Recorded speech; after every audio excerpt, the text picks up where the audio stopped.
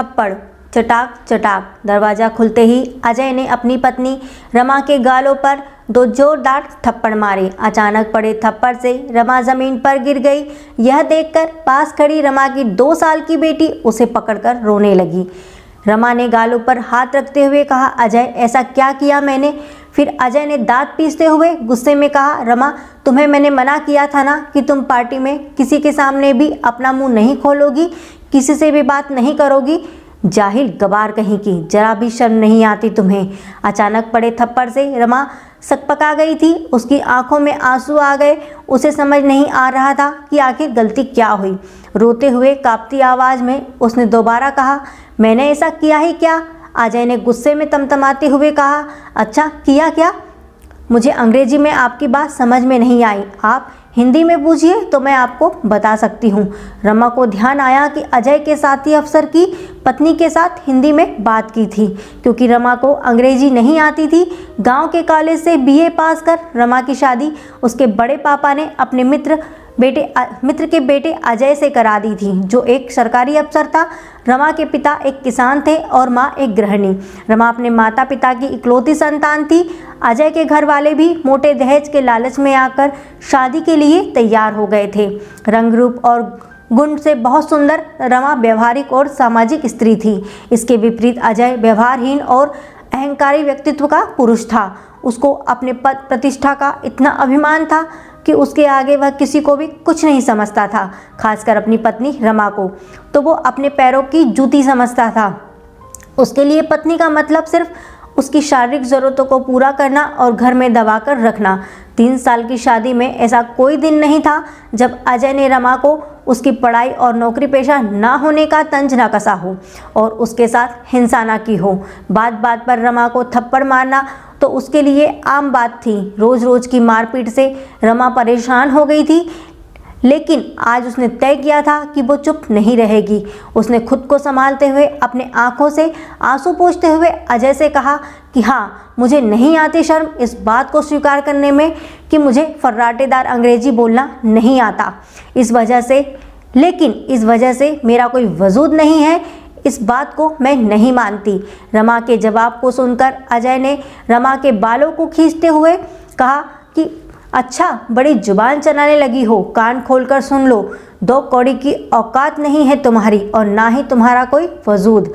जिस दिन तुमने मुझे छोड़ दिया ना, उस दिन लोगों के घर में जा जाकर लोगों की नौकरानी बनकर लोगों के झूठे बर्तन धुलोगी और झाड़ू पोछा करोगी, तब जाकर मुश्किल से पेट भर पाओगी।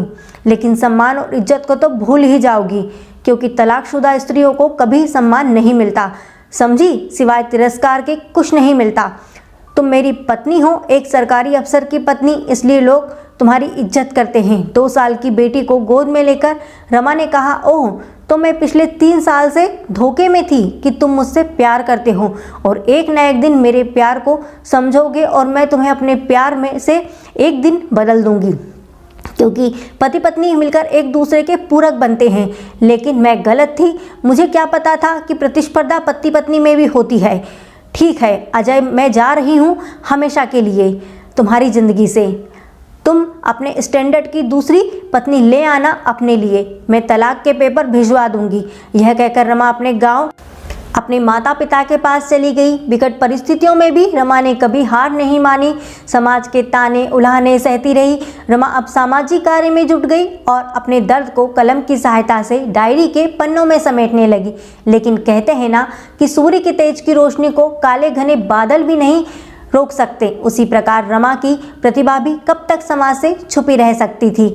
रमा को भी प्रसिद्धि मिली पूरे 20 साल बाद। अथक कड़े परिश्रम के बाद आज रमा और अजय का आमना सामना हुआ तो पुरानी सारी कड़वी यादें वापस आ गई। भीड़ से पूरा सभागृह तालियों से गूंज रहा था, क्योंकि आज रमा की उपलब्धियों के सम्मान में महामहिम राष्ट्रपति से समाज में महिलाओं के सामाजिक सुधार एवं उसके स्वरोजगार पैदा करने के साथ साथ घरेलू हिंसा की महिलाओं को न्याय दिलाने एवं उनकी शिक्षा के लिए जागृत करने के लिए पुरस्कार मिला था। हिंदी में सबसे मिलजुल कर बात करती भीड़ में आज अजय भी हाथ बांधे पीछे खड़ा था, नजरें झुकाए। आज अजय को समझ नहीं आ रहा था कि जिसे वह गंवार समझ रहा था असल में वह तो बहुमुखी प्रतिभा की धनी थी। रमा आज समाज में प्रसिद्ध लेखिका और समाज सुधारक थी। आज उसे आगे बढ़कर बधाई देने में भी अजय को संकोच हो रहा था।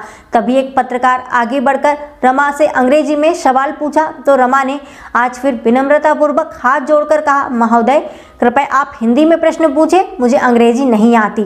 तब पत्रकार ने कहा, जी माफ़ी चाहूँगा, मैं अपना सवाल हिंदी में पूछता हूँ। आपके मन में सामाजिक सेवा का ख्याल कैसे आया? आपकी सफलता का श्रेय आप किसे देना चाहोगे? आज जहाँ लोग बच्चों को इंग्लिश मीडियम में पढ़ा रहे हैं, बात भी इंग्लिश में कर रहे हैं, वहाँ आप हिंदी में लिखती हैं, तो क्या आपको कभी असफलता का डर नहीं लगा? नहीं, मुझे हिंदी बोलने और लिखने में कोई शर्म नहीं आती। और जैसा कि हम सब जानते हैं कि परिस्थितियों से बड़ा गुरु कोई नहीं होता।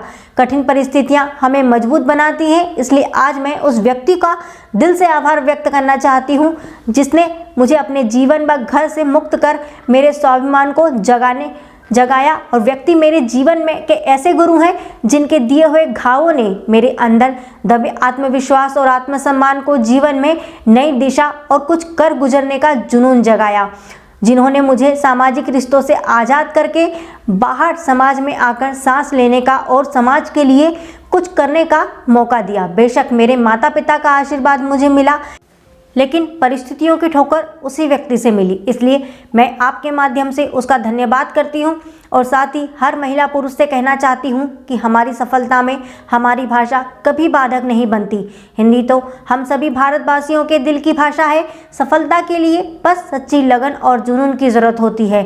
थोड़ी देर के बाद मौका मिलते ही रमा को अकेला देखकर अजय उसके सामने आकर खड़ा हो गया और उससे कहा, रमा अपनी गुड़िया कैसी है? अब तो बड़ी हो गई होगी। रमा ने कहा, मेरी बेटी बिल्कुल ठीक है और पढ़ाई के साथ साथ मेरे साथ सामाजिक कार्यों में मेरी मदद करती है। अजय ने कहा, रमा ऐसा क्यों कह रही हो? वह मेरी भी तो बेटी है। मुझे माफ़ कर दो, मैं तुम्हारी अहमियत को नहीं समझ पाया। तुम्हारे जाने के बाद मैंने अपनी महिला साथी अफसर से शादी कर ली और 2 बेटे भी हैं, लेकिन मेरी कोई इज्जत नहीं है, ना ही मेरी कोई अहमियत है। मेरी पत्नी मुझे बात बात में बदनाम करने और मेरा करियर ख़त्म करने की धमकी देती है और मैं चुपचाप सुनता हूँ, मैं कुछ नहीं कर सकता। चुपचाप खड़ी रमा अजय की बातों को सुन रही थी। रमा ने आखिर में हाथ जोड़कर कहा, महोदय मैं असहाय लोगों की मदद करती हूँ, लेकिन आप तो सक्षम हैं, मैं आपकी कोई सहायता नहीं कर सकती। तभी रमा की बेटी वहाँ आ गई और वह बेटी के साथ चली गई। अजय आज नजरें झुकाए हुए सब कुछ सुन रहा था, लेकिन कुछ भी कहने की स्थिति में तो बिल्कुल भी नहीं था और वह अपने तिरस्कृत किए हुए रिश्ते को जाते हुए देख रहा था, क्योंकि वह आज मजबूर था और कुछ भी नहीं कर सकता था। लेकिन रमा आज बहुत मजबूत थी। दोस्तों, आपको कहानी कैसी लगी कमेंट में ज़रूर बताइएगा और अगर कहानी अच्छी लगी तो लाइक शेयर एंड सब्सक्राइब ज़रूर कीजिएगा। जय हिंद, जय भारत। फिर मिलेंगे अगली कहानी के साथ दोस्तों। वंदे मातरम।